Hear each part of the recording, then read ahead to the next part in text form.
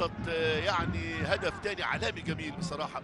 هدف التاني اللي تم تسجيله هدف كان صعب، خطيرة جدا. يا الله، مش ممكن التالت، مش ممكن التالت. أحمد نور الله، أحمد نور الله يسجل هدف ثالث للعنابي لنادي الوحدة، يسجل ثلاثية. نتيجة غير متوقعة إطلاقا، نتيجة في الهاف تايم الثاني عطفا على أداء ممتاز بالنسبة للعنابي، عطفا على أداء ممتاز بالنسبة للعنابي. الهدف الثالث لنادي الوحدة، الثالث لنادي الوحدة، يسجل هدف ثالث ممتاز. أحمد نور الله، أحمد نور الله من قبل حارس المرمى، ودي خرج شيكابالا، خرج شيكابالا.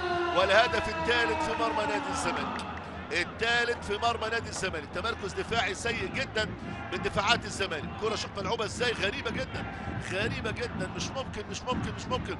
خطأ كارثي من اللاعب الونش، خطأ كارثي من الونش. يرجع الكرة ويتوقع احمد نور الله، لعيب كبير جدا جدا. قلت لك عليه هو ولاعب ألان ماركيز، اللعيبه في منتهى الخطوره. بكايف له دور كبير جدا، واللاعب افتان تيل له دور كبير جدا. والوحده يعمل شوط عظيم في الشوط الثاني، يسجل شوط ثاني عظيم، يسجل هدفه الثالث في مرمى نادي الزمالك. فرقتين طبعا يعني يهمونا ويعزوا علينا، لكن احنا بنحاول طبعا ننقل الصوره